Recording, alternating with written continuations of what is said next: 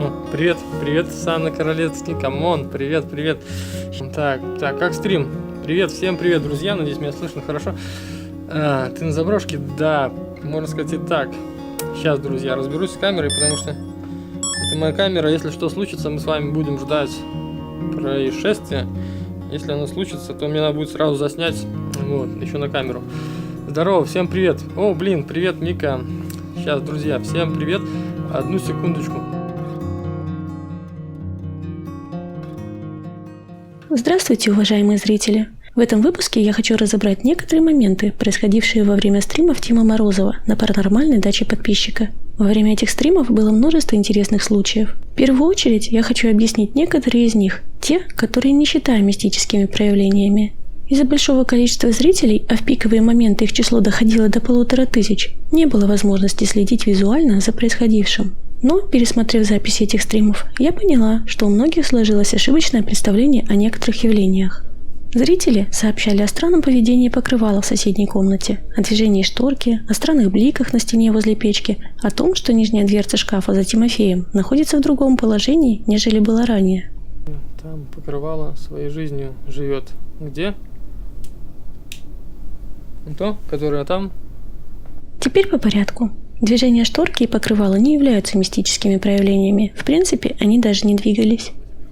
Тимофей проводил стрим на веб-камеру, об автофокусе которой можно слагать легенды. Вкратце, эта камера постоянно теряет фокус и пытается его найти, что делает изображение то ближе, то дальше, то расплывчатым, то четким. Уже из заблуждающего фокуса складывается впечатление, что происходят какие-то изменения в расположении предметов. К тому же большую роль играют и другие факторы – шаткий пол и неустойчивое положение стола.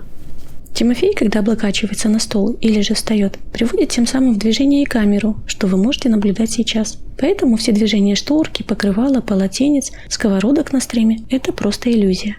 Блики на стене возле печки, которые волновали многих зрителей на стриме, это просто свет от горячих в печке дров. Как объяснил еще на стриме Тимофей, в печной дверце есть отверстие. То ли так прогорел металл, то ли это механическое повреждение, то ли это специальная задумка, история умалчивает. Но через отверстие в дверце проходит свет от огня и отражается на стене. Поскольку пламя всегда движется, то и блики постоянно находятся в разном положении. Вкупе с плохим качеством изображения, все-таки стрим велся на веб-камеру, создается образ чего-то странного, жуткого и мистического. Еще одна иллюзия – это положение дверцы шкафа, находящегося за Тимофеем. Тут все объясняется проще. Во время стрима веб-камера была направлена таким образом, что данная часть шкафа не была доступна нашему зрению. Мы видели только верхнюю часть шкафа. Но потом Тимофей изменил положение камеры так, что она уже стала захватывать и нижнюю часть шкафа с приоткрытой дверцей. В этом нет никакой мистики, просто изменение ракурса камеры. Также во время стрима в кадре появлялись странные белые полупрозрачные объекты, которые можно принять за орбы. Можно принять, но не следует. Как оказалось, в доме обитает какое-то насекомое. Визуально определить, увы, я не смогу. Может даже и не одно. Когда это насекомое не попадает в фокус камеры, оно и выглядит как какая-то расплывчатая белая полупрозрачная сфера. Следующий момент – это то, что у Тимофея на стримах периодически начинала болеть голова. И я не знаю, было ли это следствием переутомления, каких-то физиологических причин, или же это было паранормальное воздействие на Тимофея. Увы, тут я что-либо сказать не в состоянии. На самом деле болит голова, не знаю, у меня прям какая-то странность, как приезжаю на заброшку, болит голова. Может быть, от дороги, я не знаю, я так устаю.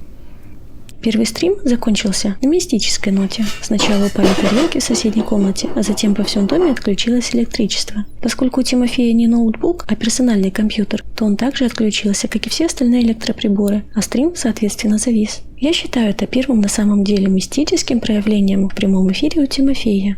Первое проявление паранормальной активности на втором стриме, я считаю, было открытие печной дверцы. Мне сложно представить такую ситуацию, при которой все это могло произойти без участия мистики. Как минимум, потому что печные дверцы изготавливаются из довольно тяжелых металлов, чугуна или нержавеющей стали, а также по технике безопасности должны закрываться плотно и обычно оборудуются задвижкой. И как сказал на стриме Тимофей, он очень внимательно относится к безопасности. Она была закрыта, я вам реально говорю. Я с печкой все время хорошо отношусь к этому, потому что это безопасность.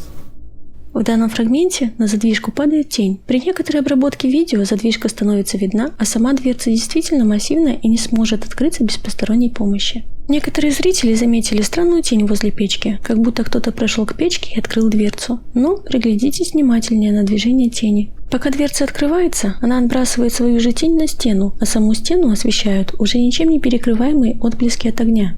Выключение осветителя на стриме является довольно спорным случаем. С одной стороны, это может быть технической неисправностью, даже если такого раньше с этим прибором не происходило. Все бывает в первый раз. Может, отошел контакт и случилось самоотключение. С другой стороны, Тимофей смог беспрепятственно включить осветитель после этого отключения. Удивительно то, что техника, которая ни разу не подводила Тимофея во время съемок, именно в этом доме стала давать постоянные сбои, что на стриме, что в видео.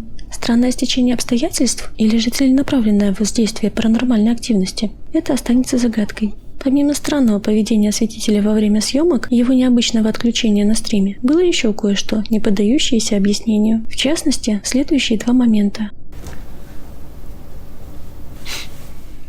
Сначала мы видим легкое движение осветителя к Тимофею, настолько незначительное, что Тимофей его даже не заметил. Вероятно, отсутствие реакции со стороны Тимофея и стало причиной последующего движения осветителя, довольно сильного, чтобы на него не обратить внимания.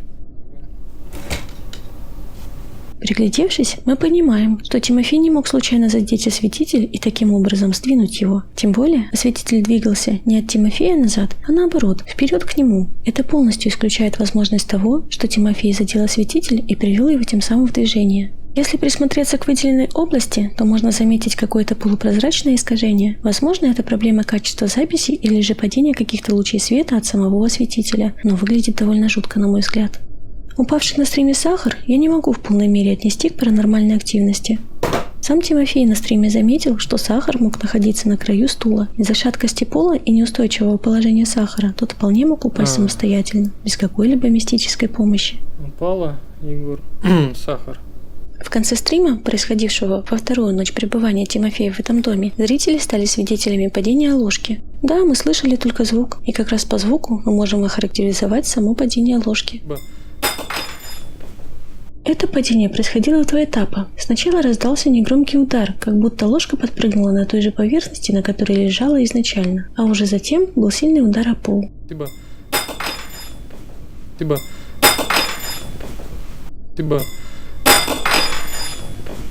Таким образом, получается, что изначально к ложке было приложено некоторое усилие в горизонтальном направлении, что она была подброшена на ровной поверхности, а затем только упала на пол.